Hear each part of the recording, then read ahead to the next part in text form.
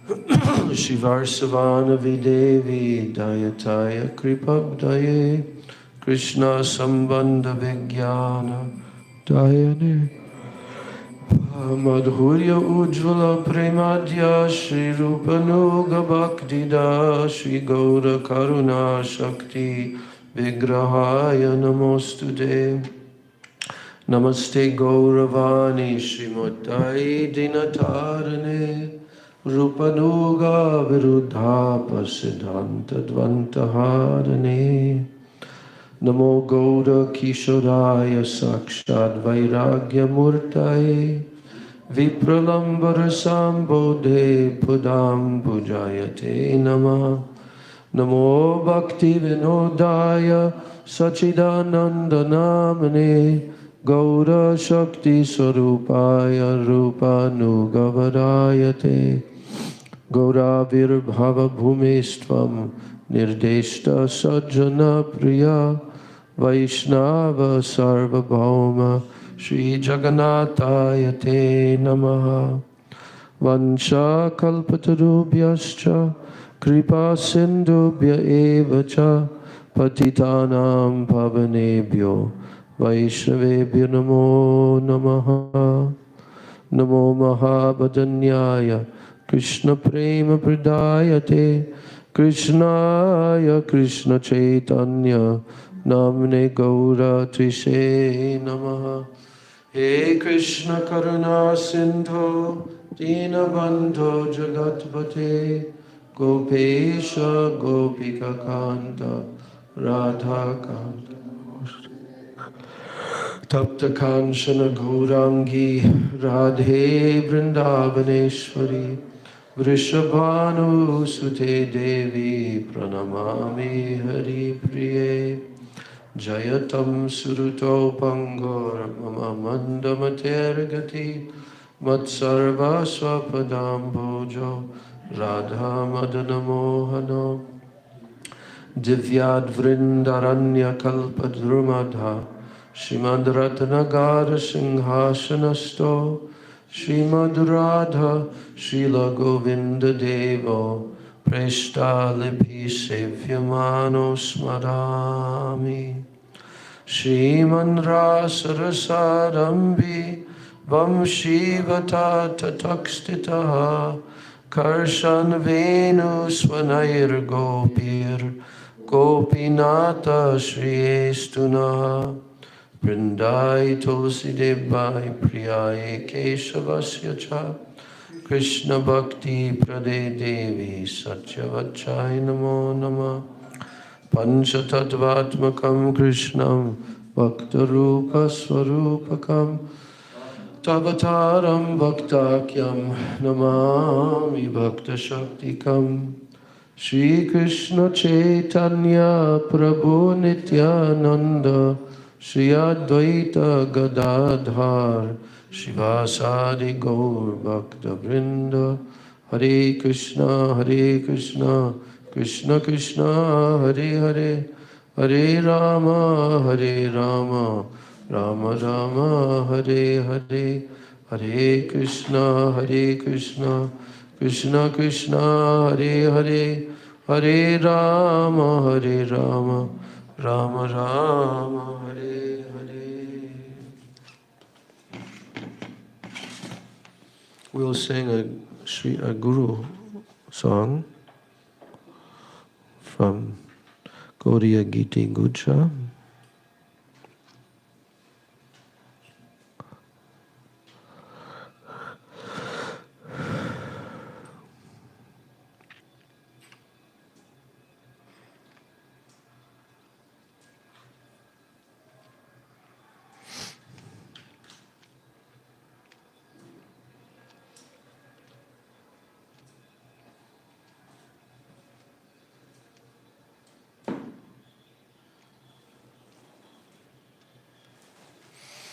So we'll sing Gurudev Baro Kripa Kori by Srila Bhaktivinoda Thakur.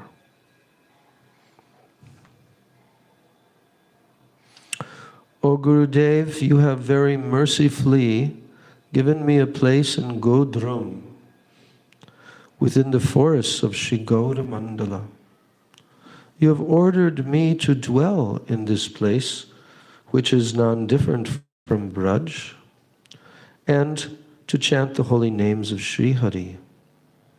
But when, O Master, will you mercifully bestow upon this servant the qualification to fulfill your order? At that time, my mind will be peaceful. I shall tolerate all that happens, and I shall earnestly perform bhajan of Sri Hari. Because I indulged in mundane pleasures during my childhood and my youth, my habits have become unfavorable to bhakti. Due to the reactions of my own misdeeds, this body has become an impediment to performing bhajan. Now, in old age, I have become afflicted with the diseases of the 5 senses. Please tell me, how can I do bhajan in this condition?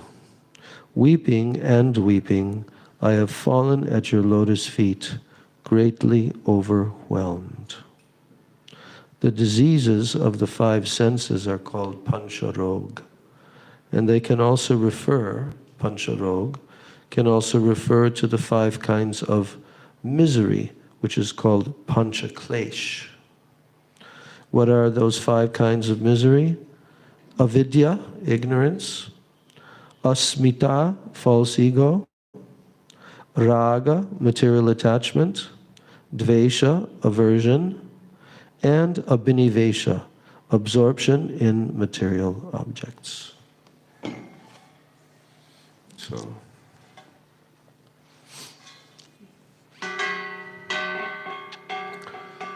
Gurudev Kripa Karo ke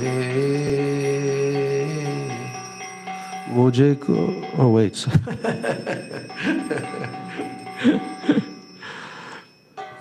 Gurudev Boro Kripa Kori Gauravana Maje Kodrume Diacho Stan Gurudev Boro Kripa Kori Gauravana Maje Stan Gurudev Boro Kripa Kori Gauravana Maje Kodrume Diacho Stan Gurudev Boro Kripa Kori Gauravana Maje Kodrume Diacho Stan Agya dila more e braje basi Hari nama karo gan Agya dila more e braje basi Agya dila Agya dila more e braje basi Agya dila more e braje basi Hari nama karo gan Hari nama karo gana Gurudev Boro Kripa Kari Gauravana Maje Kodrume Diacho Stan Gurudev Boro Kripa Kari Gauravana Maje Kodrume Diacho Kintu kabe Prabhu Yogyatya arpibe Edasere daya kori Kintu kabe Prabhu Yogyatya arpibe Edasere daya kori Chitta stira habe Sakala sahibo Chitta stira habe Sakala sahibo Chitta stira habe Sakala sahibo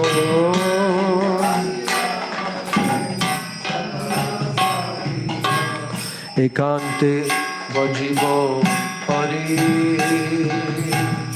ekante bajibo hari, ekante bajibo hari, ekante bajibo hari, Gurudev Hari, Gauravan Namaje, Kudro Mediya Stan, Gurudev Kripa Hari, Kudro Namaje, Mediya Stan, Shaishava Jovane, Jada Sukha Sange, Abhyasa hoilo manda, Shaishava jovane, Jada sukha sange, Abhyasa hoilo manda, Nija karma doshe, e deha hoilo, Nija karma doshe, e deha hoilo, Nija karma doshe, e deha hoilo,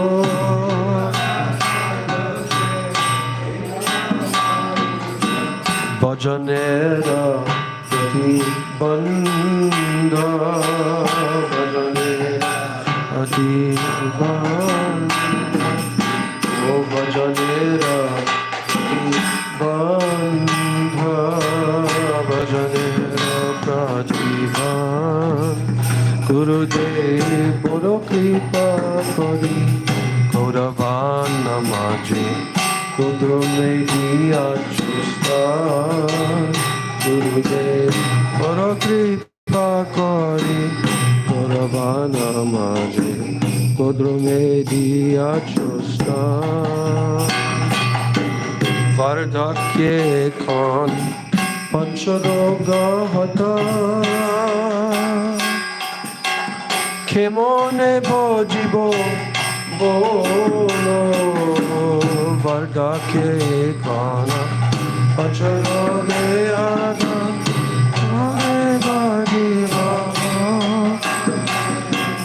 Kandiya Kandiya Tomara Charane, Kandiya Kandiya Tomara Charane, Kandiya Kandiya Tomara Charane, Tomara Charane, Podiyachi Suvivalla, Podiyachi Suvivalla, Podiyachi Suvivalla, Podiyachi Suvivalla, Gurudev Boro Kripa Kari, Gauravan Namaje, Kudro Mediya Stan, Gurudev Boro Kripa Kari, Gauravan Namaje, Kudro Mediya Stan. Jai Gurudev, Jai Gurudev, Jai Gurudev, Jai Gurudev, Jai Gurudev, Jai Gurudev,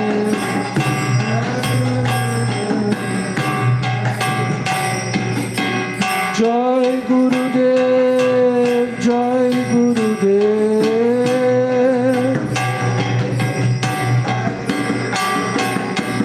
Jai Gurudev, Jai Gurudev,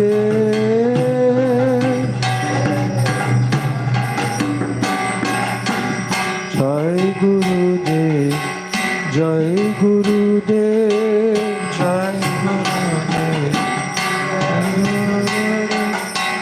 Jai Gurudev, Jai Gurudev, Jai Gurudev,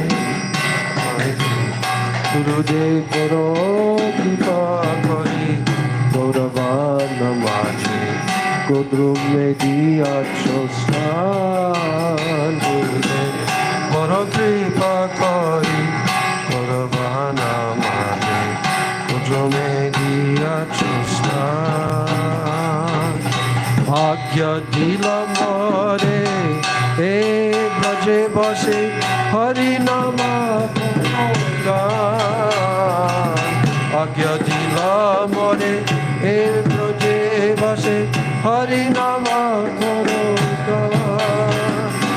আজ্ঞা দিলাম মরে এ ব্রজে বসে আজ্ঞা দিলাম মরে এ ব্রজে বসে আজ্ঞা দিলাম মরে এ ব্রজে বসে আজ্ঞা দিলাম মরে এ ব্রজে বসে হরি নাম করো গান হরি নাম করো গান হরি নাম করো গান হরি নাম করো গান দয়া গুরুদেবা গুরুদেবা গুরুদেবা জয় গুরুদেবা গুরুদেবা গুরুদেবা গুরুদেবা জয় গুরু জয় প্রভুপাদা প্রভুপাদা প্রভুপাদা জয় প্রভুপাদা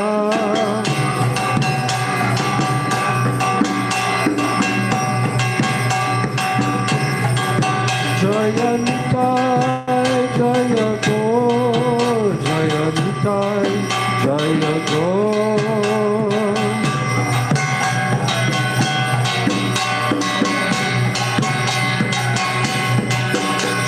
জয়ন্তায় জয় গো জয়ন্তায় জয় গো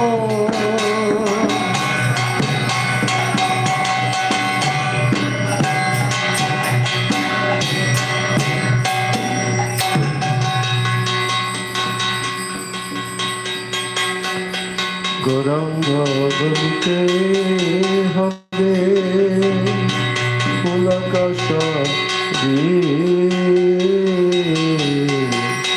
গৌরাঙ্গ বলতে হবে পুলকাশারী গৌরাঙ্গ বলতে হবে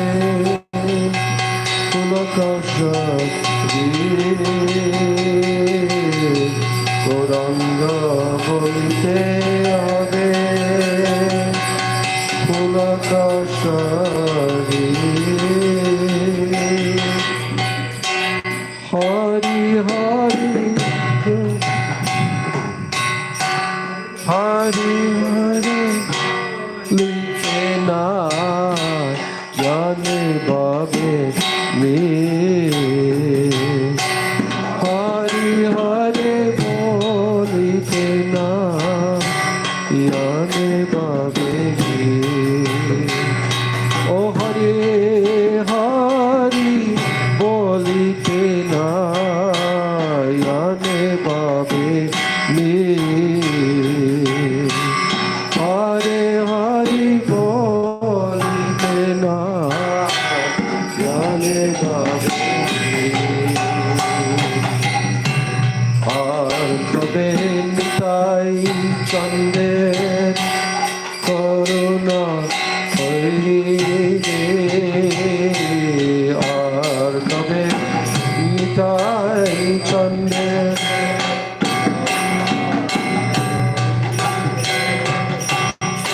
আর কবে নিতাই চন্দের করুণা হইবে আর কবে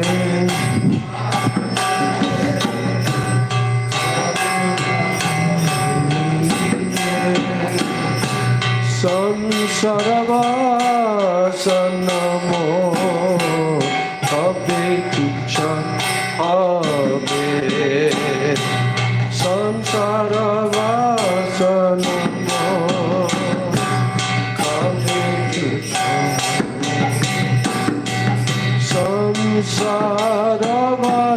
সংসারবাসনম কবে তুচ্ছ হবে সংসার বাসনম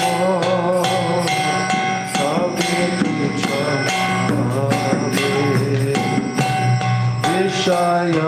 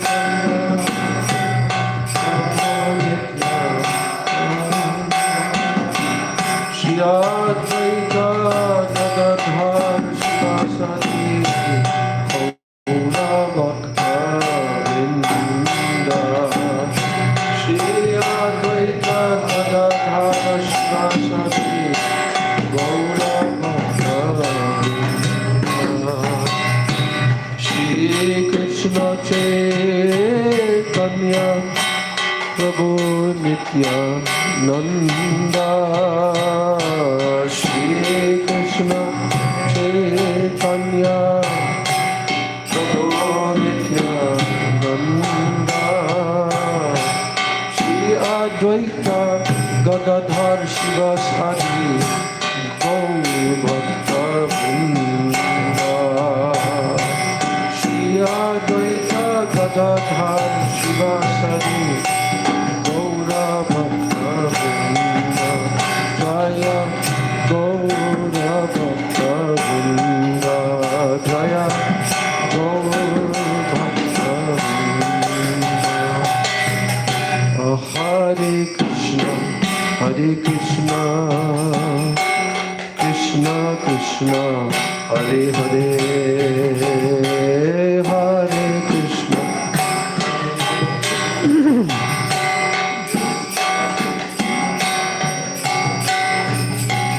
Hare Rama Hare Rama Rama Rama Hare Hare Hare Rama Hare Rama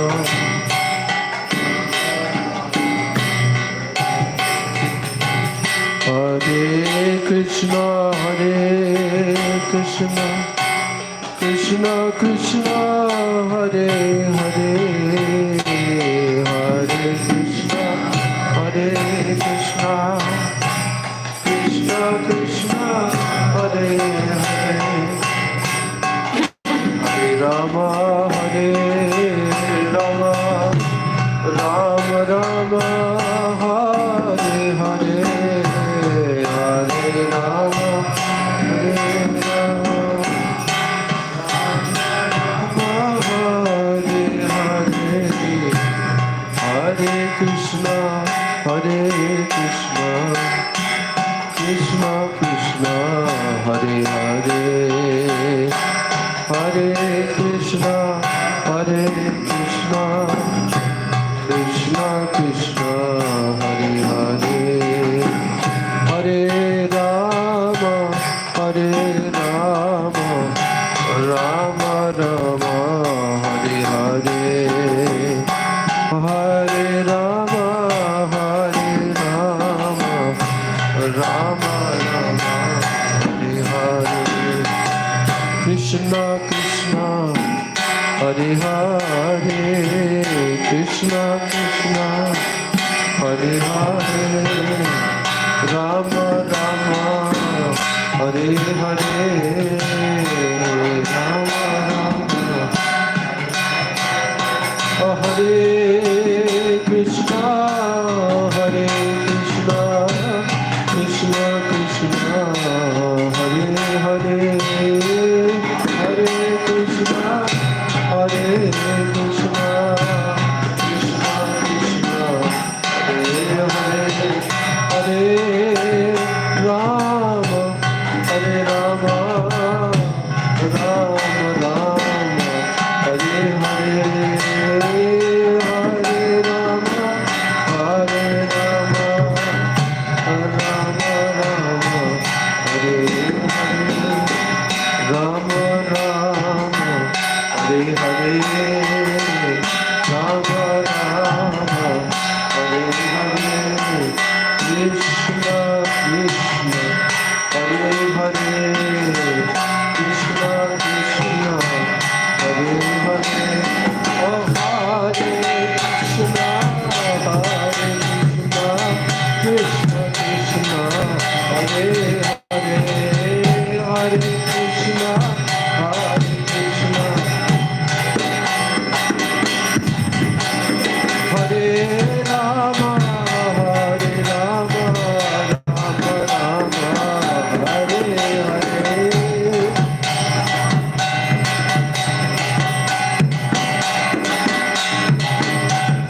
Hare Krishna Hare Krishna Krishna Krishna Hare Hare Hare Krishna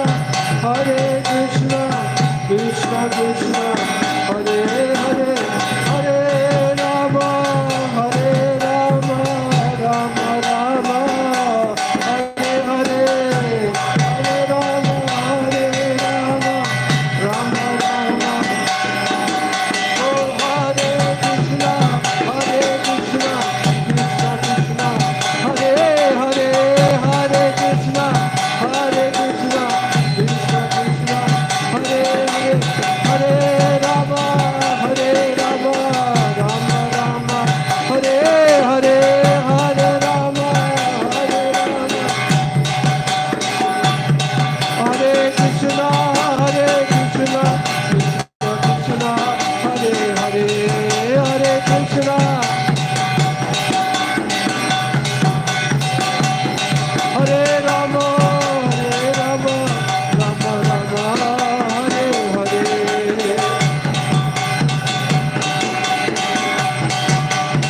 Adonai Golo Hari Bo, Hari Bo, Hari Bo, Hari Bo.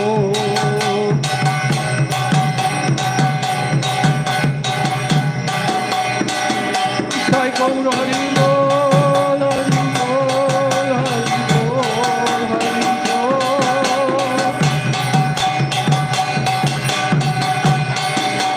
And Sai Gaur Hari Bol, Hari Bol, Hari Bol, Hari Bol,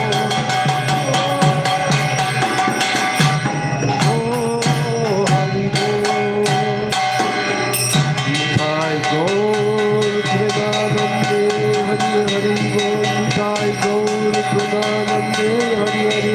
Nitai Gaur Premanande, Hari Hari Bol. Shri Hari Nam Sankirtan ki jai, Hari Nam Mahamantra ki jai, Satinandan Gaur Hari ki jai, Shri Nityananda Prabhu ki jai, Shri Panchatattva ki jai, Shri Navadvip Dham ki jai, Samaveta Bhakta Vrinda ki jai. Nitai Gaur Premanande, Hari Hari Bol.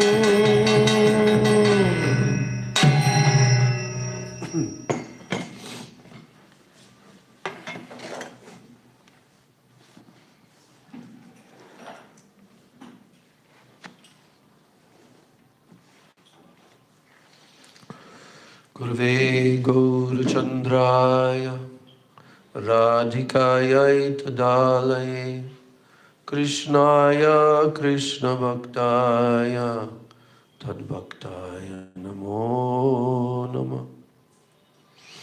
First of all, I'm offering my unlimited Dandavat Pranams and my Shraddha Pushpanjali at the lotus feet of my most worshipable beloved Gurudev, Nitya-lila Pravishta Om Vishnupad Paramahansa Astatarasata Sri Srila A.C. Bhaktivedanta Swami Maharaj Srila Prabhupada. Then I'm offering my same unlimited Dandavat Pranams and my Shraddha Pushpanjali at the lotus feet of my most worshipable beloved Siksha Gurudevs, Nitya-lila Pravishta Om Vishnupad Paramahansa Astatarasata Sri Srila Bhakti Rakshak Sridhar Goswami Maharaj and Nitya-lila Pravishta Om Vishnupad Paramahansa Astatarasata Sri Srila Bhakti Vedanta Narayan Goswami Maharaj. I offer my Dandavat Pranams at the lotus feet of all of my Sri Sri Rupanuga Guru Varga. And I offer my Dandavat Pranams to all the Vaishnavas and to all the Vaishnavis. So we're continuing with our study of the literatures,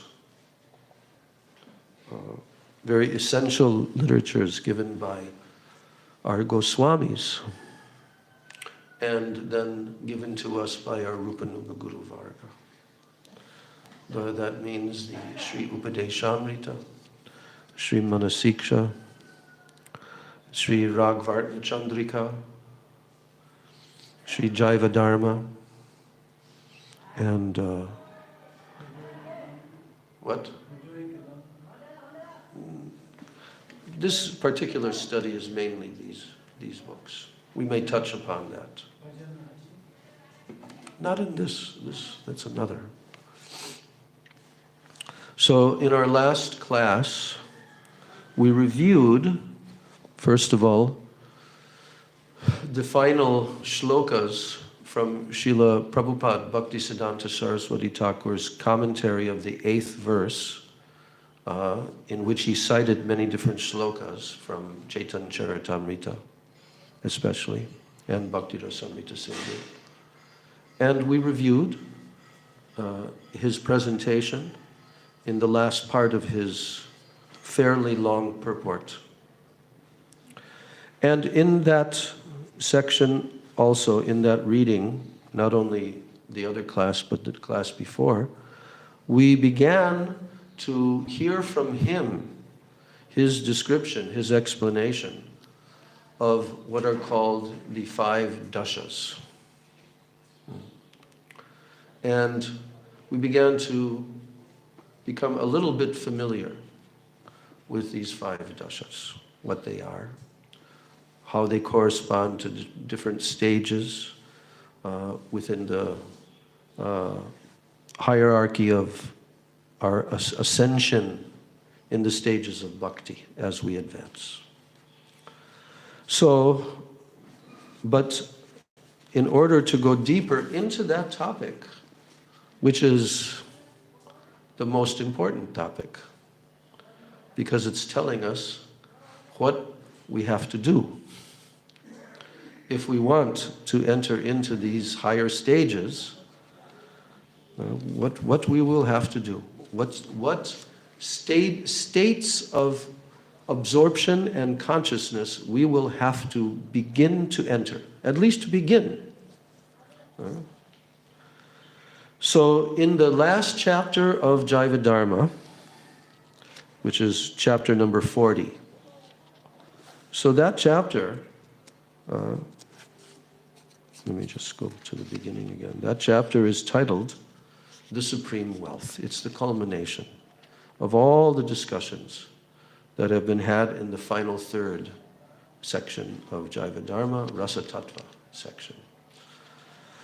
And the listeners, particularly one of them, Vijay Kumar, who has been with us in a good portion of the entire Jaiva Dharma, he now comes to the lotus feet of Sri Gopal Guru Goswami to inquire more.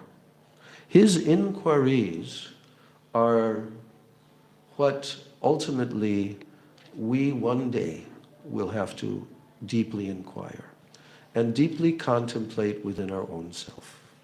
Because this is how what is being told in this chapter, the 5 dashas, it begins with that description.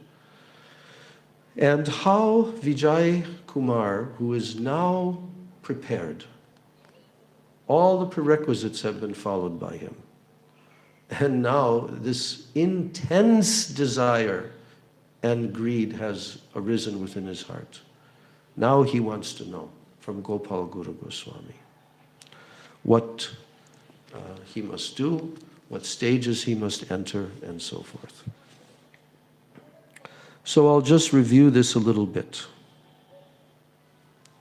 We didn't read that much quantitatively the other day, but qualitatively it was a very, very deep well that we were just beginning to touch upon. So in the beginning of this chapter, Vijay, he pondered very deeply what he had heard in the previous chapter and chapters. And he thought to himself, hearing about Vraj Leela, a greed has now awakened in my heart for that Leela. And thus, I will gradually attain the stage of what is called Sampati Dasha, which means complete success. Sampati Dasha means complete success. He's contemplating about himself. He's taking note that within himself, definitely a very intense greed has arisen in his heart. For what? For that Leela. Having heard about Braj Leela, now a very intense greed has awakened in his heart for that Leela. And he's saying, and thus I will gradually From this point onwards, I will gradually attain the stage of complete success, Sampati Dasha. We should see him as the example that Bhaktivinoda Thakur is giving for each one of us. Believe it or not, for each one of us, exactly what he has gone through, we will have to go through. We will have to enter those moods. Ragvartma Chandrika will be telling a little bit more about what are the prerequisites to come even to that point of beginning to practice in this way. But this is also covered here. So now, Vijay, he came to a conclusion in this way, thinking about this, pondering about this very deeply. He concluded that he must know about the nature of this gradual development. So, do we have to know about the nature of this gradual development? Is that part of our study that we have to definitely become very immersed in and very knowledgeable of? Yes. If we want to come to this later stage, if not, then Srila Bhaktipragyan Keshav Goswami Maharaj told, you can just read the first two parts of the Jaiva Dharma. If you're reading it and you're understanding that, oh, I can't relate to this, the Rasa Tattva section, he wrote this in his introduction. When he first began to present in printed form, in book form, he began to present what? The whole Jaiva Dharma, because prior to that he was only presenting the first two parts. Now there's three parts. And he did not present the third part. What was the reason for that?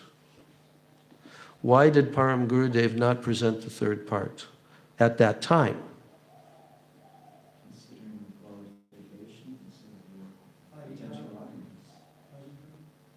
Being what? Considering that, but what was he concluding about their qualifications? They had to progress further before they were able to digest the higher stages. Yes. And it's not the time. If it was the time, he would have printed it. In Australia, on the morning walk, where the Jaiva Dharma had come out, and he told the devotees, you should read the first chapter, the first portion, the first part, 3 times, the second part 5 times before you begin entering into the third part. That's good. I haven't heard that before, but I can agree with that.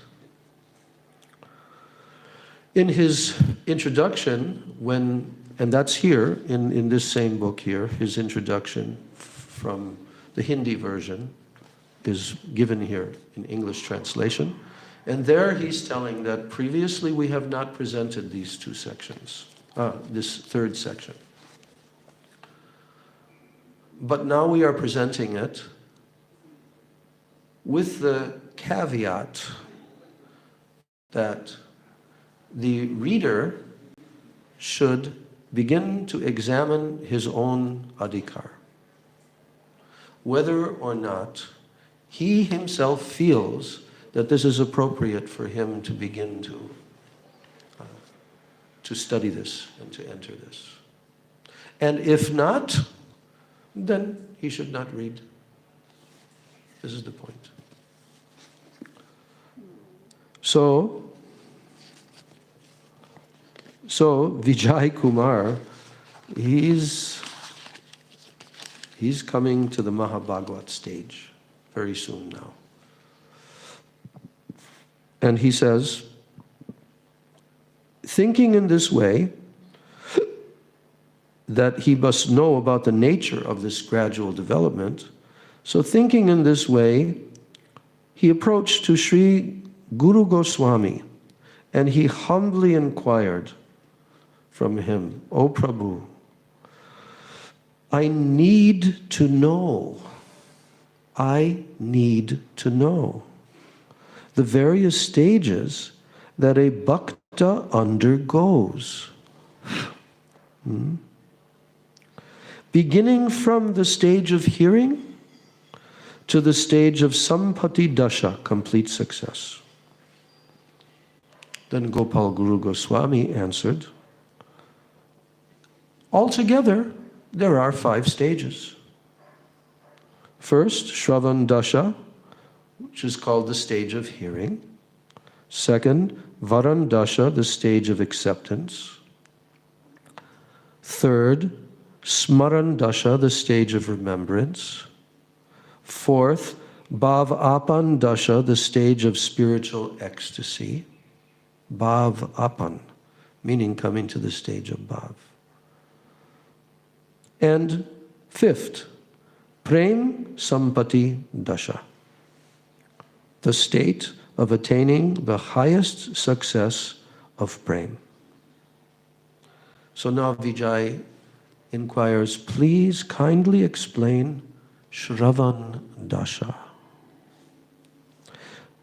Gopal Guru Goswami answers that when the jiva develops ruchi for hearing Krishna Lila Katha,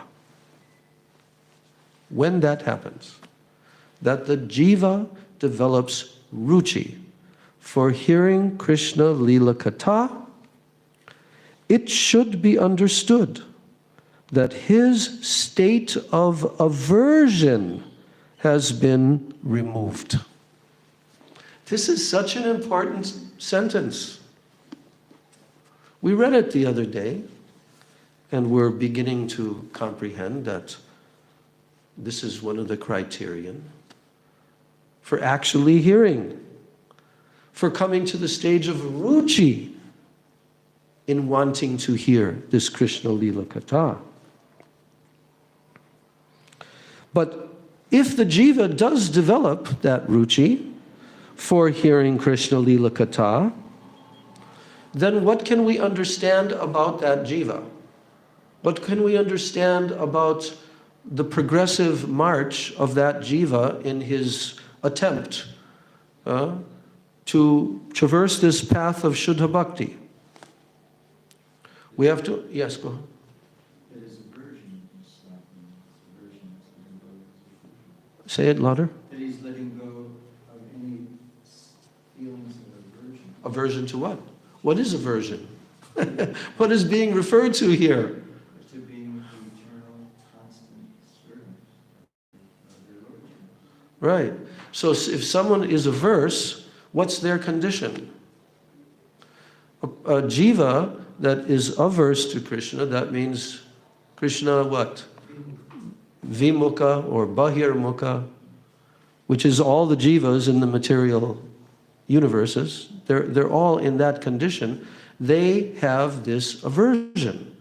It's a diseased condition of the heart. And it's rooted in what? Avidya. Avidya is covering the jivas. So, we know, by all of our studies for so many years, we know that this process of hearing Krishna Katha, like the 5 shlokas in the 2nd chapter of the Srimad Bhagavatam, quoted by Srila Prabhupada in his poem that he wrote on the Jaladuta at Boston Harbor, preaching Bhagavad Dharma in America. I didn't know the meaning of that until Madhukar told me. I thought it meant Western countries. But what is the title again? Markine. So Markine actually means in America. Markine Bhagavata Dharma. So he's actually written this poem that now I'm about to start preaching Bhagavad Dharma in America. Not in Russia, not in Australia, not anywhere else, in America. But what does he say in the beginning of his poem? I don't know why, O Krishna Lord, you sent me here to this horrible place. Because he just went ashore for the first time. You know that. This captain took him ashore, they had a car, and they drove him around so that he could kind of like see with his eyes for the first time and perceive what he's about to confront in the people of this place. And he said, I can see they're all really covered. By what? Two things. Huh? Passion and ignorance. Rajagun, Tamagun. They are covered. Totally covered. I mean, we could give long purports on how this is that they're covered. What are the symptoms of being covered? Because guess what? A few of us were covered in this life. But all of us were covered in many, many lifetimes. But basically he was trying to say that I don't know how it will be possible for them to understand your message. But then he referred to the Srimad Bhagavatam, in which the Srimad Bhagavatam tells, yes, it's possible, because if a jiva begins to do what? Shrinvatam svakata Krishna, which is, what is the next line? Yes, punya shravana kirtana. What does punya mean in this regard? Punya shravana kirtana. Shrinvatam svakata Krishna punya shravana kirtana. What is that adjective?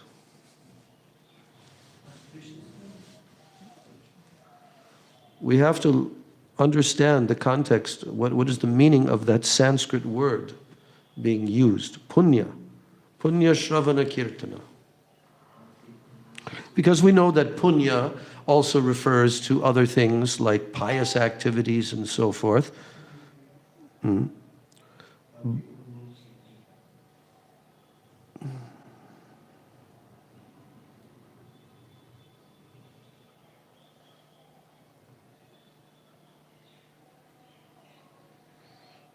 Okay.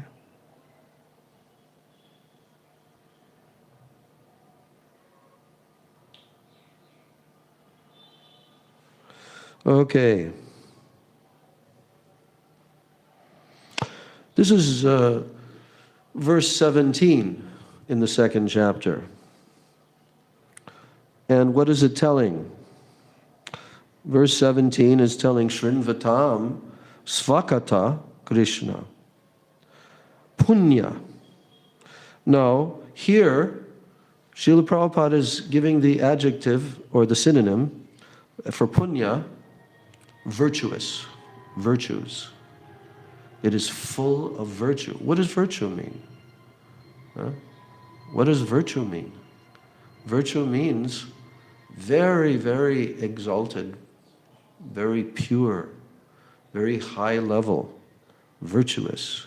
Punya Shravana Kirtana. This hearing and chanting, Shravan Kirtan, is very virtuous. How does Prabhupada translate that? He says, Sri Krishna, the personality of Godhead, who is the Paramatma in everyone's heart, and who is the benefactor of who? The truthful devotee. Truthful. The word here is satam, suhrit satam. And satam, Prabhupada's translating as truthful. Satam also means devotee. So the way that Prabhupada is introducing, even from the point of view of the synonyms to the Western population, he's making sure that even the synonyms are enlightening to the person who's reading it, and how those synonyms lead to the translation that he just gave. So, this is about Sri Krishna, who is the personality of Godhead, who is the Paramatma in everyone's heart. and who is the benefactor of the truthful devotee. And what does he do? He cleanses the desire for material enjoyment from the heart of the devotee who has developed what? The urge to hear his messages, which in themselves are virtuous when properly heard and chanted. These messages are virtuous, punya shravana kirtana, when properly heard and chanted. Yes. Yes.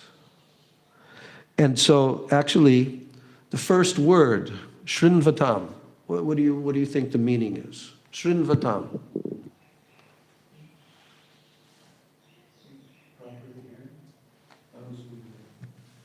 Almost. You're almost getting it, not quite.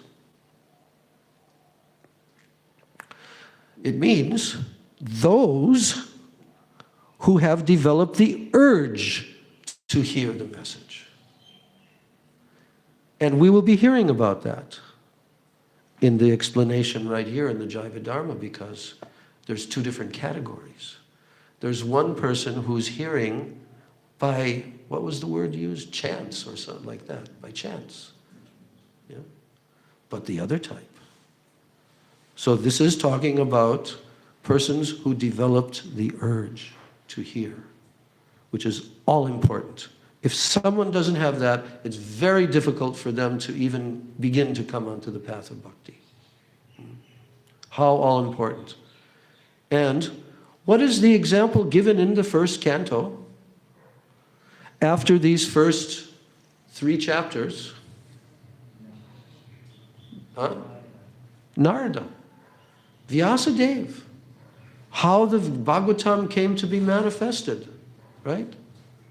And in the course of Narada's instructions to Vyasadeva, this is the first pastime. This is the first upakyan, story, in the Srimad Bhagavatam, which is the story of what? Narada Muni, in his previous life, as the son of a maidservant, a young boy, who's living in an ashram because his mother has nobody else in the world, and she's a servant in the ashram, helping to clean and cut vegetables, whatever. And what happens? 4 sages come. Gurudev always says 4. And he always says who those 4 are. Because it's the rainy season, and in the rainy season in India, people can't, the sages and those who are the paribrajaks, who are always moving here and there, it's difficult because of the rain. So what they do is they take up residence in various ashrams, which used to exist everywhere throughout Bharatvarsha, for the sages and so forth, for the parikramis. And to the good fortune of Narada, as a young boy, he began to associate with those sages. He would see them and he would become attracted to them, and then he would sit and he would listen to them. And in this way, he began to serve them. And his attraction to hearing from them gradually became very intense.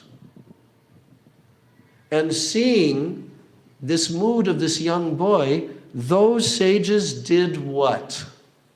They gave their blessings. They gave their permission to him to take the remnants of their prasad. When he took that, he describes what was his experience. You remember? Yes. We'll read that. This is important in this context. He describes what was his experience. Okay.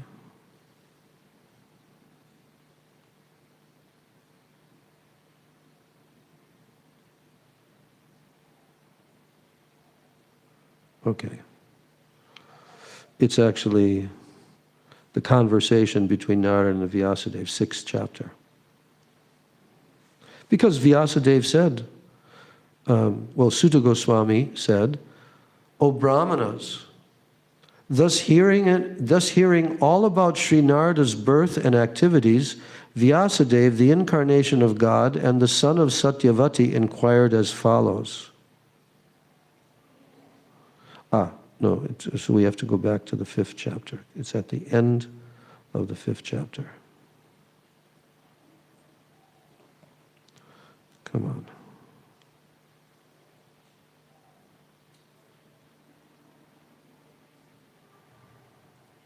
Okay. O Muni, in the last millennium, I was born as the son of a certain maidservant engaged in the service of Brahmanas who were following the principles of Vedanta. And when they were living together during the 4 months of the rainy season, then I was engaged in their personal service.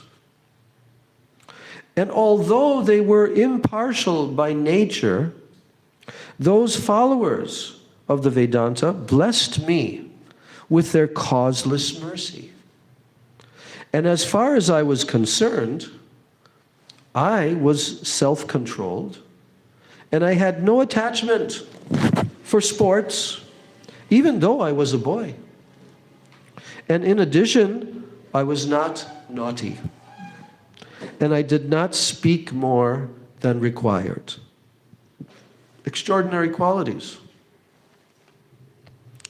Then he says, once only, not twice, once only, by their permission, I took the remnants of their food, and by so doing, all my sins were at once eradicated. That's the power. There are 3 things. You know that verse?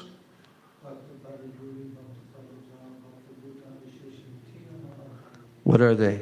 3 things are very powerful. Mahabal, Bhaktapada-Duli, the foot dust of the pure Vaishnava. Bhaktapada-Jala, the foot of Charanamrita, the base is fit. And Bhakta-Bhuta-Avishesha. Bhukta Bhukta-Avishesha. of Ashesha. The remnants of food substance and also his heart and God. That's the thing. That's the thing. He got both of these. He got their remnants, and he got their permission and their blessings. That's Bhakta Bhukta of Ashesh. Those 3, Chaitanya Charitamrita is telling, 18, Mahabal. Mahabal. They have very extraordinary bala, spiritual power, those 3 substances. So he says, by their permission, only once I took the remnants of their food, and by so doing, all my sins were at once eradicated. And thus, being engaged, I became purified in heart. And at that time, what happened? The very nature of the transcendentalist, it became attractive to me. The nature of the transcendentalist became attractive to me. That's important. Then he said, O Vyasadeva, in that association, and by the mercy of those great Vedantists, I could hear them describe the attractive activities of Lord Krishna. Now, he's calling them Vedantists. Do you know what Prabhupada does in his purport to these verses? He calls them Bhakti Vedantas. Why? Why? Why is Prabhupada placing that right in the beginning of the 1st canto? Because he's Bhakti Vedanta Swami. He wants the people to know that he's one of them. And then it was proven. History will always will always declare this loudly for eons, that Bhakti Vedanta, he was the one that did this to the whole world. What happened to Narada? He did this to the whole world. So, he says, O Vyasadeva, in that association, and by the mercy of those great Vedantists, I could hear them describe the attractive activities of Lord Krishna. And thus, listening attentively, my taste for hearing of the personality of Godhead increased at every step. What does Vijay Kumar say?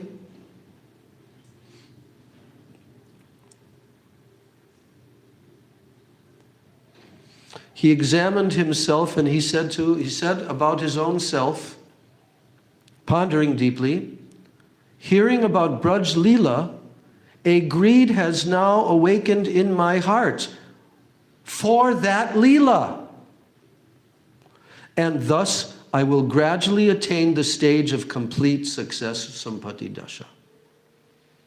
And he thought like this. That's why he approached Gopal Guru Goswami and he inquired from him humbly, Prabhu, I need to know the various stages that a bhakta undergoes, beginning from the stage of hearing to the stage of Sampati Dasha, complete success.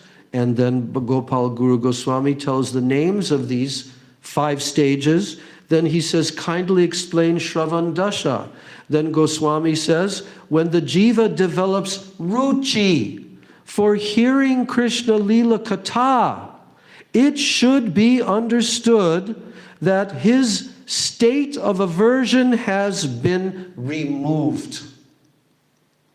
And at that time, an intense hankering to hear Krishna Katha awakens in him.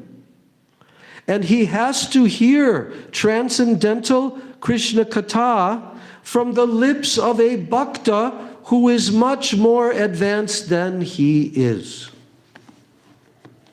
So in this way, this is the corollary.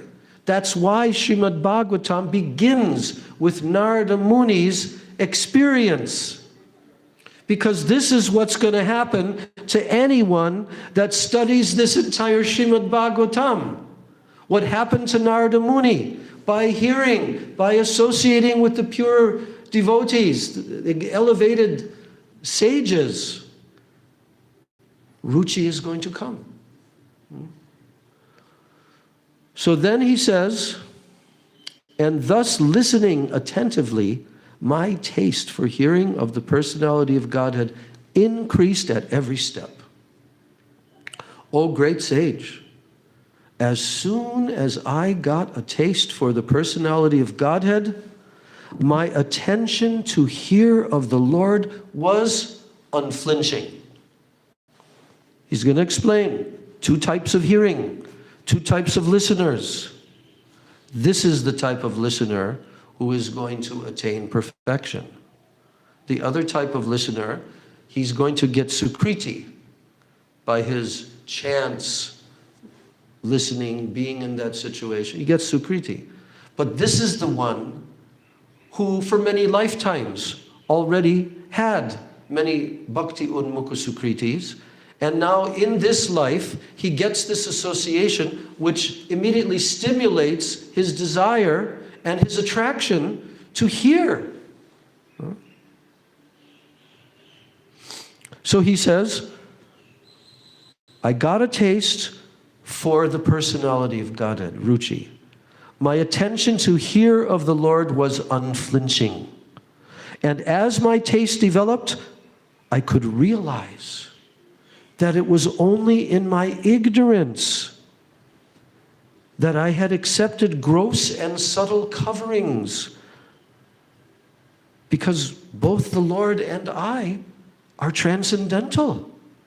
I could realize this, that because of avidya, ignorance, I had accepted gross and subtle coverings.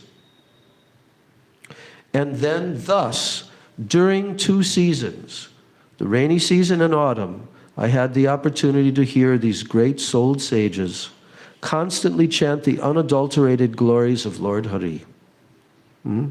That's a long time. 4 whole months. Intensive.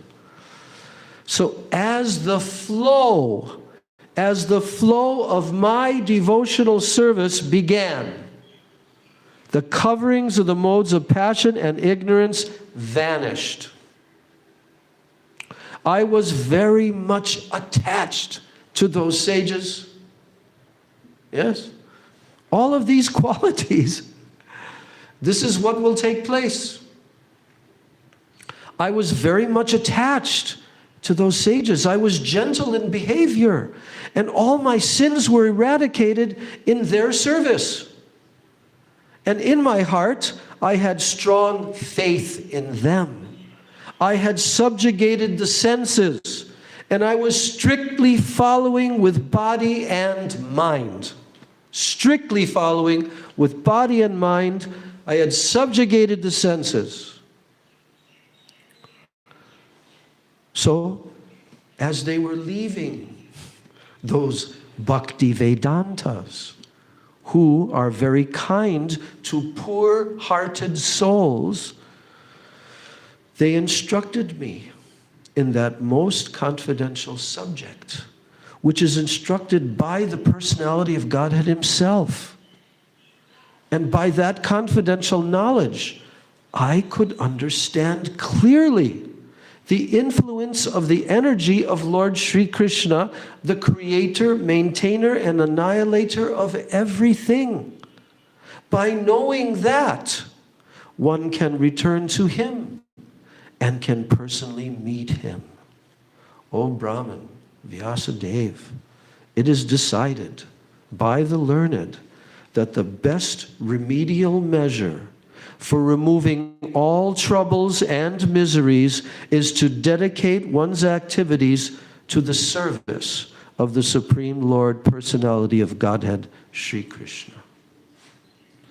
Then Narada continues to tell Vyasadeva, O good soul, does not a thing that is applied therapeutically, does not that thing cure a disease which was caused by that very same thing? Why is that statement being made at this stage? He's talking about homeopathic formula. Like cures like, right? And he's saying, oh, does not a thing that is applied therapeutically cure a disease which was caused by that very same thing? Does that not happen? So thus, when all of a man's activities are dedicated to the service of the Lord, those very activities which caused his perpetual bondage, they become the destroyer of the tree of work. The tree in the Bhagavad Gita, that banyan tree. So what's the therapeutic? What is the medicine that caused the disease, but now it's going to be applied therapeutically and it's going to cure the very disease, which was caused by the very same thing? What is that? Your activities. What are you aiming towards in your life's work, your life's activities, your interactions, all of that? There's only one change. The therapeutic change is that when all man's activities that he used to do what? Yeah. Selfish, for sense gratification. It was all aiming towards that.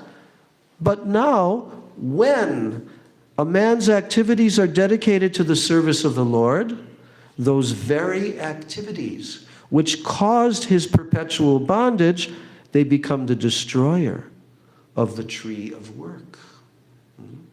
This is Bhagavad Gita. I'm just going to delve a little bit into the purport.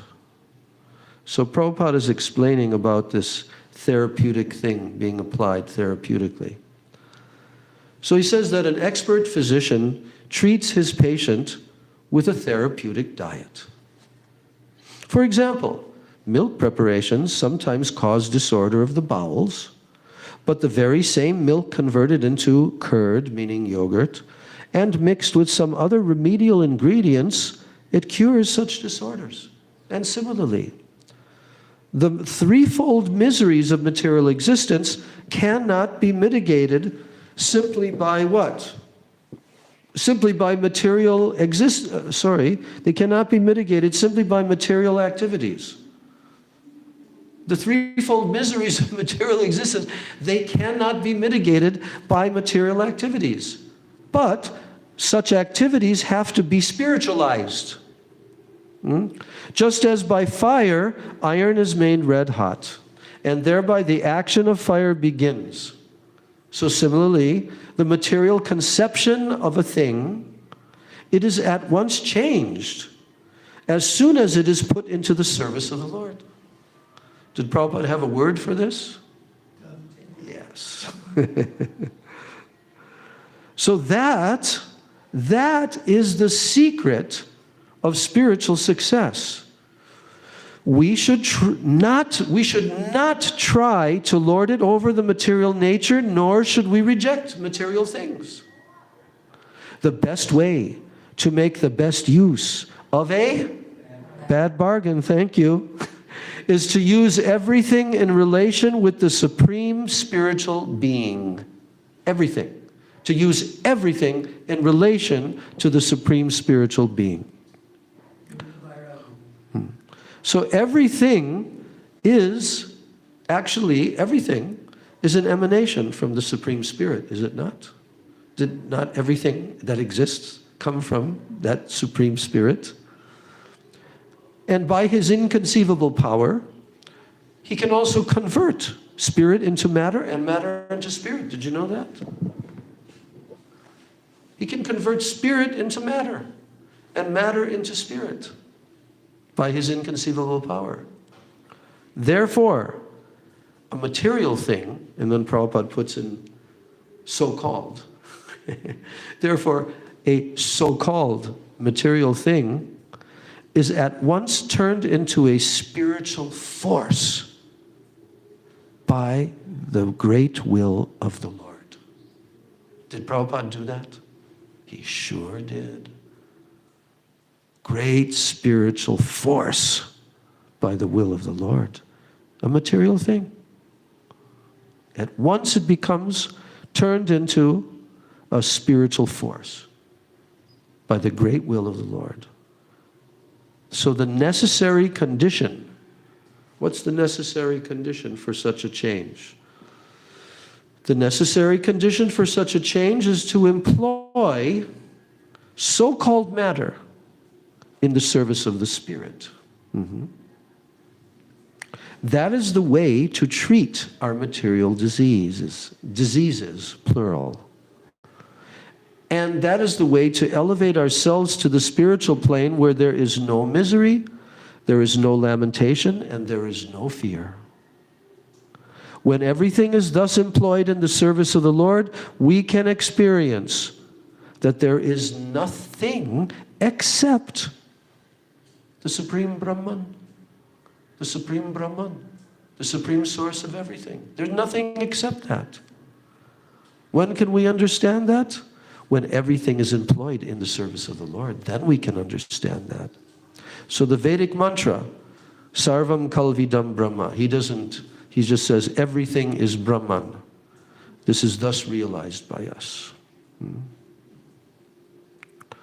So then, the verse after that, I'm also going to read Prabhupada's explanation, where the verse is telling that, thus, when all of a man's activities are dedicated to the service of the Lord, then those very activities which caused his perpetual bondage, they become the destroyer of the tree of work.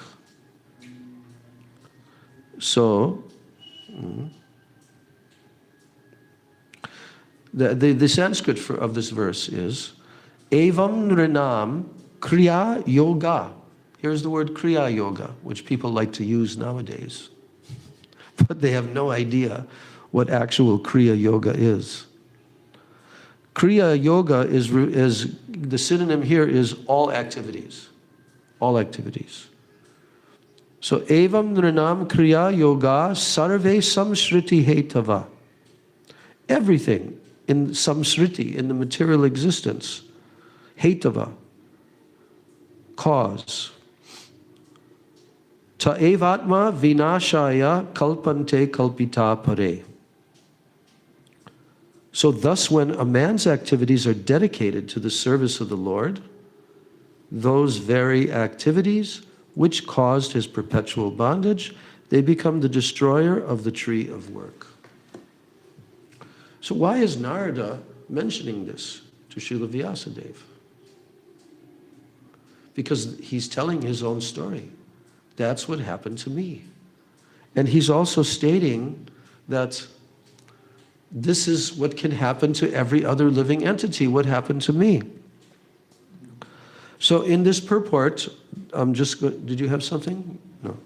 So in this purport, Prabhupada, it's a short purport. He says, fruitive work, which has perpetually engaged the living being, it is compared to the banyan tree in the Bhagavad Gita. For it is certainly very deeply rooted. As long as the propensity for enjoying the fruit of work is there, one has to continue the transmigration of the soul from one body or place to another according to one's nature of work. What's the culprit here? As long as what? What is still there? Your propensity. As long as the propensity for enjoying the fruit of work is there. So, Narada has explained this to Vyasadeva. Is it that because Vyasadeva had written so much Vedic literature which even encouraged enjoyment in this world and the process how to achieve it through even pious means, that he could use his writing ability in a way that would liberate people rather than continue to entangle them? Yeah. Well, that's the setting of these 3 chapters, that Vyasadeva couldn't understand why he's feeling despondent. That's the word used, right? Why he's feeling so disappointed. He had just written the whole Vedanta Sutra, Mahabharata, everything. But yet, he cannot search it out. He cannot understand inside of himself why he's feeling this way. So then, at that moment, Sri Guru, Narada Muni descended. And then this conversation began, which triggered him to understand that what he now needs to do, perfectly understood. But the fact that fruitive work is being mentioned here, yes, because he was encouraging the ordinary jivas in their varnashram activities to just utilize their work. But the dedication principle was not fully there. So let's continue to hear how Prabhupada describes this. He says that as long as the propensity for enjoying the fruit of work is there, then one has to continue the transmigration of the soul from one body or place to another according to one's nature of work. The propensity for enjoyment, it may be turned into what? That propensity for enjoyment may be turned into the desire for serving the mission of the Lord. Huh? By doing so, one's activities is changed into karma yoga, or the way by which one can attain spiritual perfection while engaging in the work for which he has a natural tendency. Here the word Atma indicates the categories of all fruitive work. So the conclusion is that when the result of all fruitive and other work is dovetailed with the what? With the service of the Lord, then it will cease to generate further karma, and it will gradually develop into transcendental devotional service, which will not only cut off completely the root of the banyan tree of work, but it will also carry the performer to the lotus feet of the Lord. So the summary is that one has to, first of all, seek the association of pure devotees who not only are learned in the Vedanta, but are self-realized souls and who are unalloyed devotees of Lord Sri Krishna, the personality of Godhead. In that association, the neophyte devotees must render loving service physically and mentally without reservation. This service attitude will induce the great souls to be more favorable in bestowing their mercy, which then injects the neophyte with all the transcendental qualities of the pure devotees. You want that injection? Yeah, there's a lot of injections happening now. We want this injection. Injection of what? This service attitude will induce the great souls to be more favorable in bestowing their mercy, which does what? That mercy injects the neophyte with all the transcendental qualities of the pure devotees. That's what Narada said. His nature became like theirs. He became so attracted. And gradually, this is developed into a strong attachment to hearing the transcendental pastimes of the Lord, which makes him able to catch up the constitutional position of the gross and subtle bodies, and beyond them, the knowledge of pure soul and his eternal relation with the Supreme Soul, the personality of Godhead. After the relation is ascertained, what's that? Sambandha.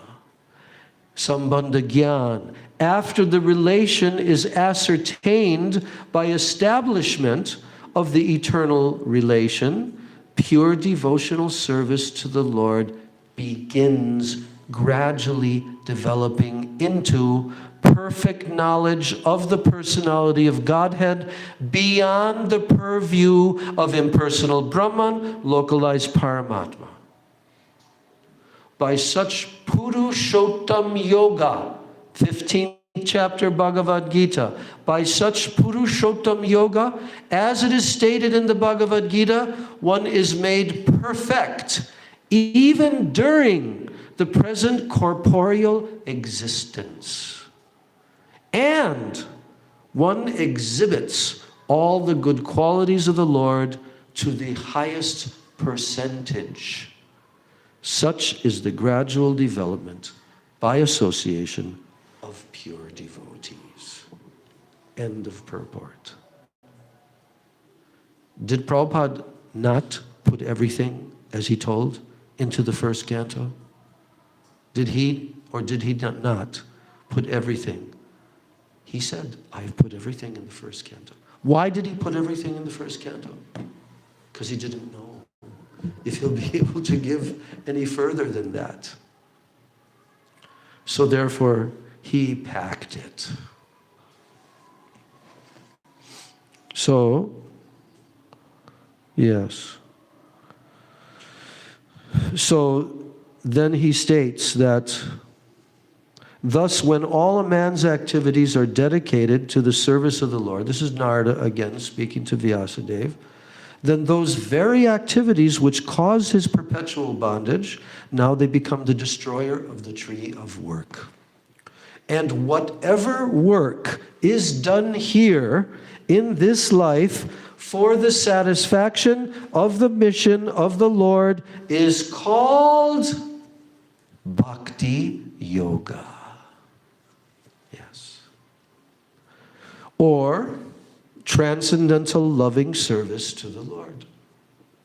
And what is called knowledge, it becomes a concomitant factor. So, Narada says, let us all chant the glories of Vasudeva, along with his plenary expansions, Pradyumna, Aniruddha, and Sankarshan. And thus, he is the actual seer who worships in the form of transcendental sound representation the Supreme Personality of Godhead, Vishnu, who has no material form. O Brahmana, O Vyasadeva, thus, by the Supreme Lord Krishna, I was endowed first with the transcendental knowledge of the Lord as inculcated in the confidential parts of the Vedas, and then I was endowed with the spiritual opulences, and then with his intimate loving service.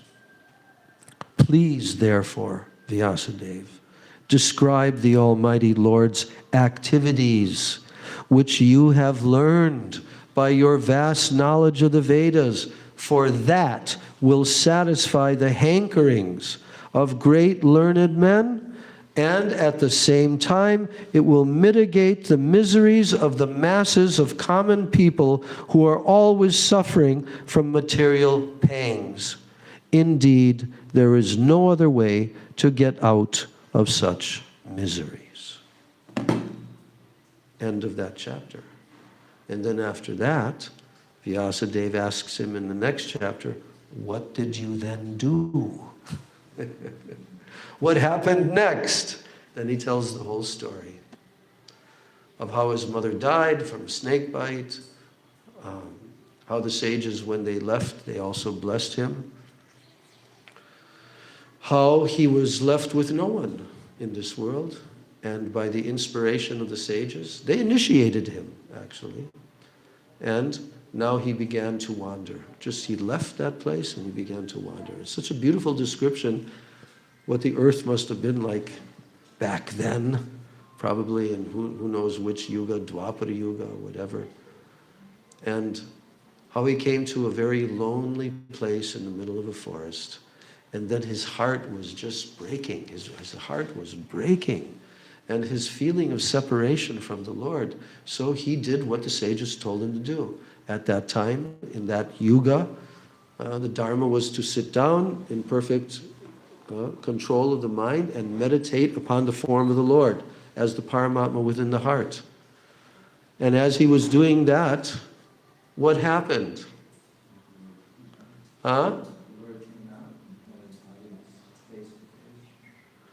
He had the vision of the Lord. He had the vision of the Lord. Is that vision of the Lord the same as Dhruva Maharaja's vision?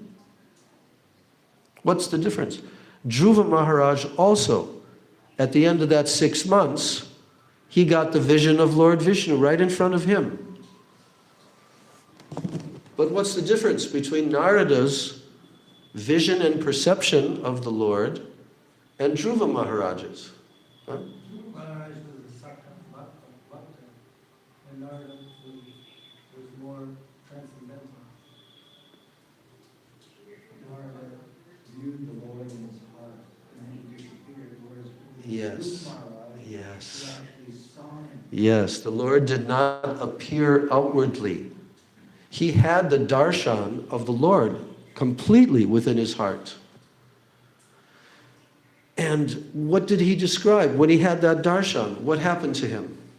What was his condition when he had that darshan of the Lord?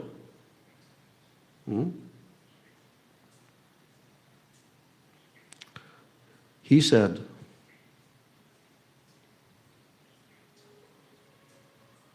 thus traveling, I felt tired, both bodily and mentally, and I was both thirsty and hungry. So I took a bath in a river, lake, and also drank water. And by contacting water, I got relief from my exhaustion. Then after that, under the shadow of a banyan tree in an uninhabited forest, I began to meditate upon the super soul situated within, using my intelligence, and as I had learned from liberated souls. And as soon as I began to meditate, as soon as I began to meditate upon the lotus feet of the personality of Godhead, with my mind transformed in transcendental love, tears rolled down my eyes, and without delay, the personality of Godhead, Sri Krishna, appeared on the lotus of my heart. O Vyasadeva, at that time, being exceedingly overpowered by feelings of happiness, every part of my body became separately enlivened. Being absorbed in an ocean of ecstasy, I could not see both myself and the Lord.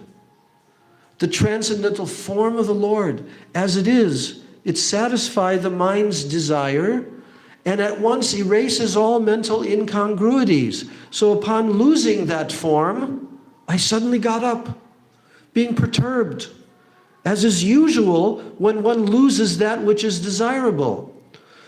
I desired to see again that transcendental form of the Lord. But despite my attempts to concentrate upon the heart with eagerness to view the form again, I could not see him anymore. And thus dissatisfied, I was very much aggrieved. Seeing my attempts in that lonely place, the personality of Godhead, who is transcendental to all mundane description, spoke to me with gravity and with pleasing words, just in order to mitigate my grief. He said, the Lord spoke, "O Narad, I regret that during this lifetime you will not be able to see me anymore. Those who are incomplete in service and who are not completely free from all material taints, they can hardly see me. O virtuous one, you have only once seen my person, and this is just to increase your desire for me. Because the more you hanker for me, the more you will be freed from all material desires. By service of the Absolute Truth, even for just a few days, a devotee attains firm and fixed intelligence in me.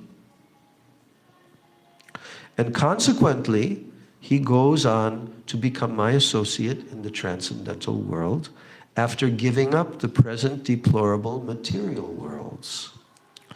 Intelligence engaged in my devotion cannot be thwarted at any time. Even at the time of creation, as well as at the time of annihilation, your remembrance will continue by my mercy.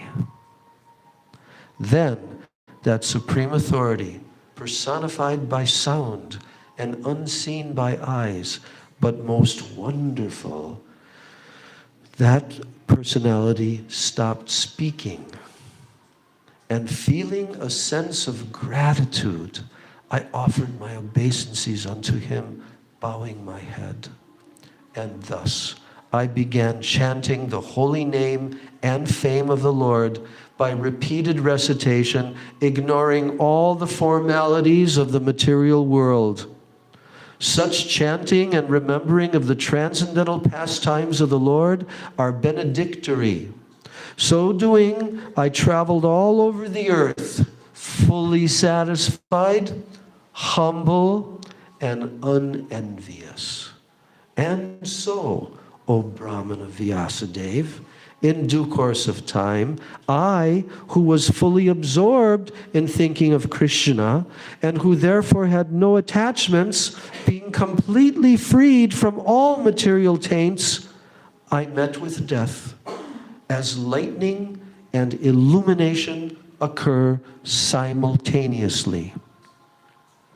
And having been awarded a transcendental body befitting an associate of the personality of Godhead, I quit the body made of 5 material elements, and thus all acquired fruitive results of work, karma, it stopped.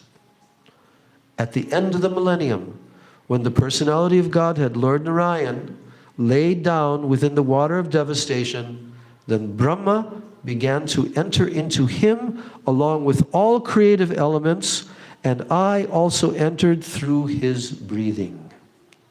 After 4,300,000,000 solar years, when Brahma awoke to create again by the will of the Lord, then all the rishis like Marichi, Angira, Atri, and so on, they were created from the transcendental body of the Lord, and I also appeared along with them. And since then, by the grace of the Almighty Vishnu, I travel everywhere without restriction, both in the transcendental world and in the three divisions of the material world. This is because I am fixed in unbroken devotional service of the Lord. And thus I travel constantly, singing the transcendental message of the glories of the Lord, vibrating this instrument called a veena, which is charged with transcendental sound and which was given to me by Lord Krishna.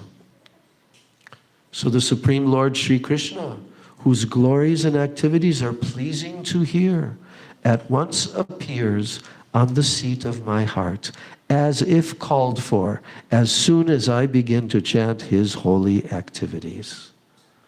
So it is personally experienced by me that those who are always full of cares and anxieties, due to desiring contact of the senses with their objects, they can cross the ocean of nescience on a most suitable boat.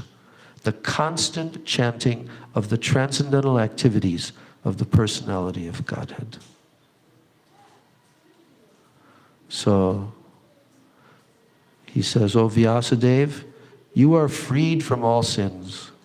Thus I have explained my birth and activities for self-realization as you asked. All this will be conducive for your personal satisfaction also.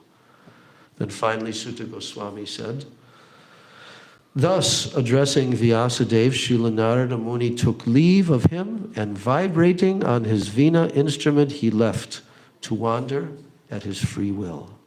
All glory, all success to Srila Narada Muni, because he glorifies the activities of the personality of Godhead, and so doing, he himself takes pleasure, and he also enlivens all the distressed souls of the universe. Gaur Premanandi. Jai Shri Narada Muni ki jai. Narada's incarnation in Gaur Lila Srivas Thakur ki jai. Narada Vyasadeva ki jai. Grantaraj Srimad Bhagavatam ki jai. Ananta Koti Vaishnav Vrinda ki jai. Samagata Gaur Bhakta Vrinda ki jai. Nitai Gaur Premanandi. So, we only began to review, but Krishna inspired that we should hear about Narada, because that is the topic given in the beginning of the Bhagavatam for all the readers. Just as he did, we can also do.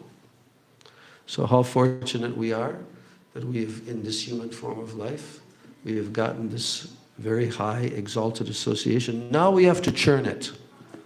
You know, the association was received, but the depth of realization still has to be received. So we have to churn what we received.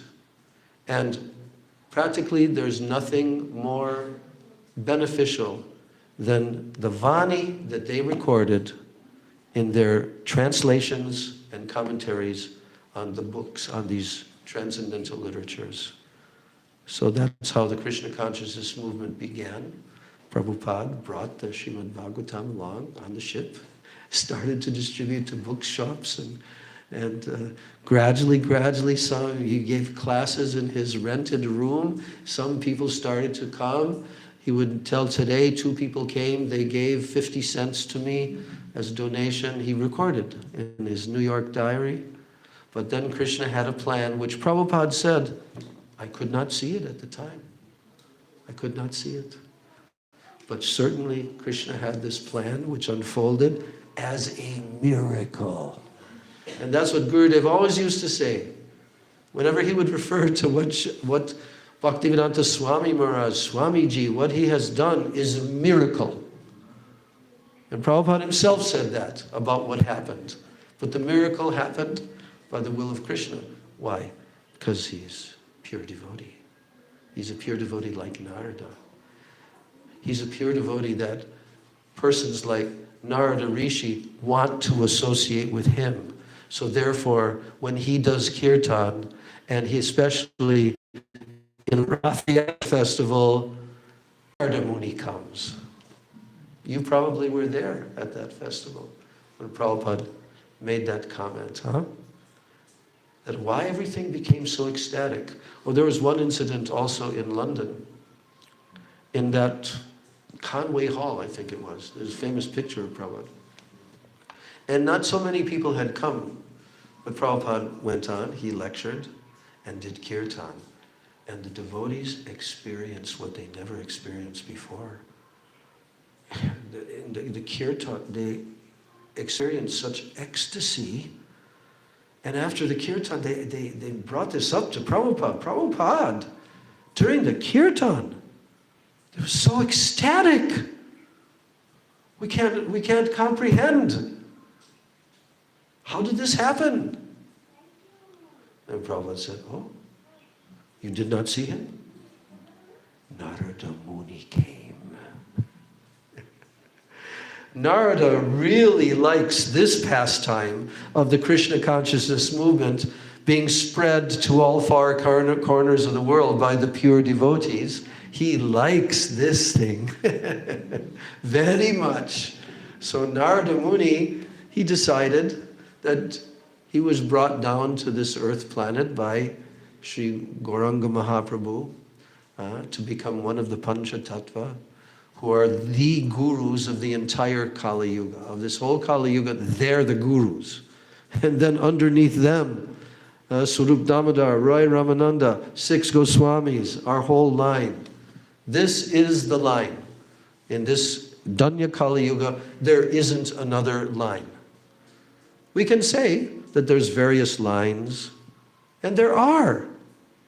But this particular family line coming down is the one that brought it to the whole world and will continue to do that for the next 428,000 years. Thank you very much. Okay, so.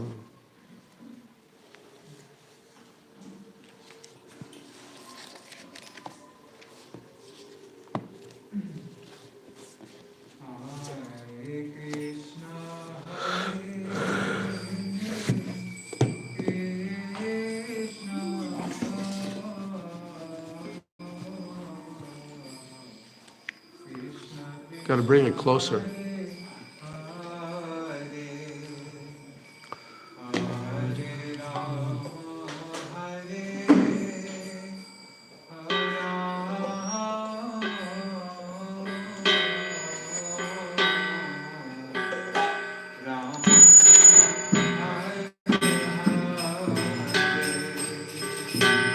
Hare Krishna, Hare Krishna,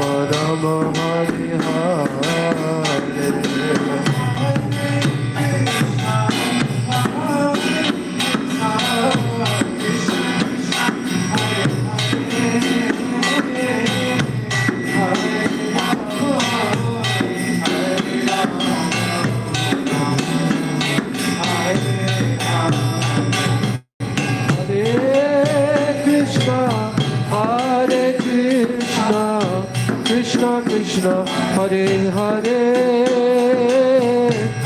Hare Rama, Hare Rama, Rama Rama, Hare Hare.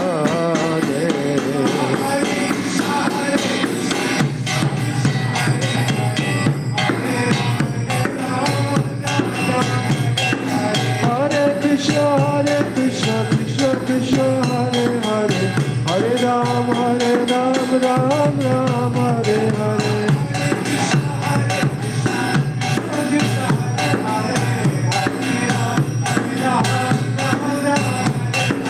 Hare Krishna, Krishna Krishna, Hare Hare, Hare Ram, Ram Ram, Hare Hare.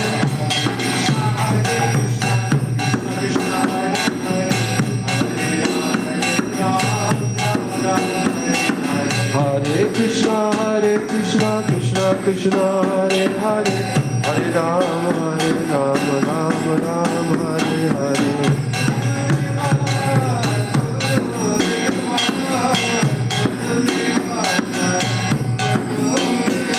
Jaya Gurudeva, Jaya Gurudeva, Gurudeva, Jaya Gurudeva.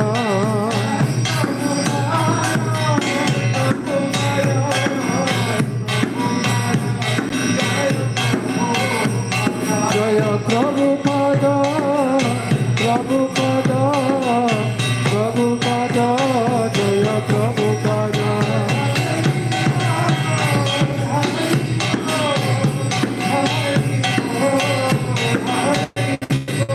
Nitai Gaura Hari Bo, Hari Bo, Hari Bo, Hari Bo.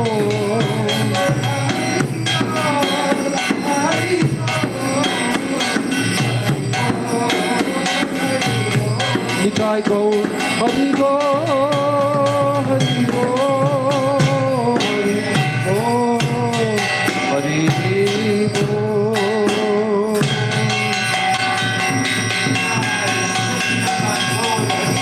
Jai, Jai, Jai, Jai, Jai.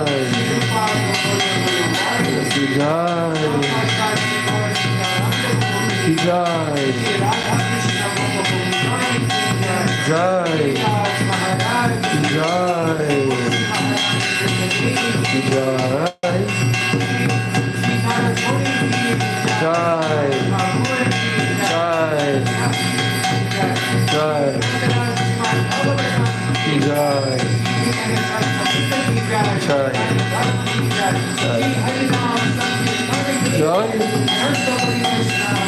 Jai, Jai, Hari Hari Bo.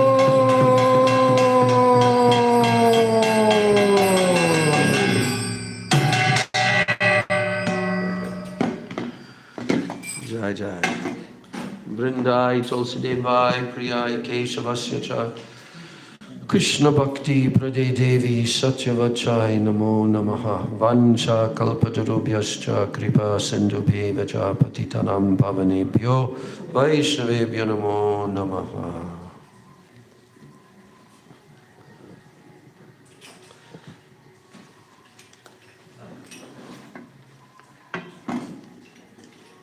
Yes.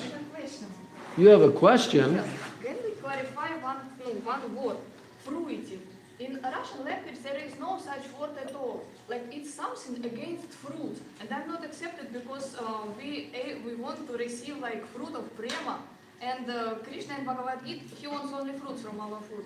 And like in Russian language it's okay. There is when it's like fruitive, it's translation продуктивная либо плодотворная. It's nothing about fruits in this word. And like every time when we're reading about like fruits in negative sense, and that's why I think our whole society is like sick. No, really. Okay. What's your question? Fruitive, English language has some synonyms to this word. Like fruitive, it's not proper word. Well, why is the word fruitive? Why? Because when a person plants a seed to grow a fruit tree, what is their desire in planting that seed? Their desire is to get eventually, when the tree fully grows and matures and the fruits come on the tree and then they ripen, he gets the fruit. So this term is being used in the English language, fruitive, that a person is trying to get the results of his activities, the fruits of his work. Okay, that's all. It's not referring just only exclusively. We know that you like to be a fruitarian, but I'm sorry, this word fruits is in this context. It's not referring to the beautiful mangoes and everything that we all like to eat. Need to clarify. Yeah, so it's clarified. I just clarified it. Here it's like translation fruitive, it's like able to enjoy or produce enjoyment. Where fruit here? Like, in Russian language, this word is not about fruit. This is very easy to understand. What is The it? the actions that people do, it's called fruitive activities. Why? Some synonyms exist. Because they want to get a result of their actions. If we start to describe which actions, doesn't mean it's all different activities. Whether it's in the family, whether it's communally, socially, internationally, all the activities that the human beings are doing are aiming at getting a particular result. And the result is for them to enjoy that. This is their intention. I will work hard, I will do this, I will earn money, I'll buy this, I'll enjoy that. Possible to change this word on What? Possible to change this word on resultative activities. So like not fruitive, result. We're not going to change it. Why should we have to change it? So it should be. Huh? It's You can change it into whatever you want. resultative activities. Okay. You can say whatever you want. We will say the words that were selected by our acharyas. Bhaktisiddhanta Saraswati, Bhaktivinoda Thakur, our Srila Prabhupada, all of our Rupanuga acharyas have used the word fruitive activities. Okay? So if you want to go separately, No, I want just, then you can do that. But we will not change anything. We will continue to use the word fruitive. It's bad word. Fruitive. In this context, it's not desirable. What people are desiring in this material world is leading to get the result, to get the fruits of their work, and then taste those fruits. Gurudev used to say this. Everyone will have to taste the fruits of their actions. He said that very clearly. Everyone will have to taste the fruits of their actions. So in this context, it's like tasting a fruit. But the taste of the fruit that comes from the desire to enjoy one's senses separately from Krishna in the material world, that is poisonous. It results in suffering. It results in suffering and in misery. How we will get fruit of prema? By doing bhakti. We just heard the solution being given by Narada Muni. We just heard him tell the solution, that all a person's activities should be directed towards what? The service of the Lord. That's how. We need more words in language. What? What? We need more words in language. No. These are sufficient words.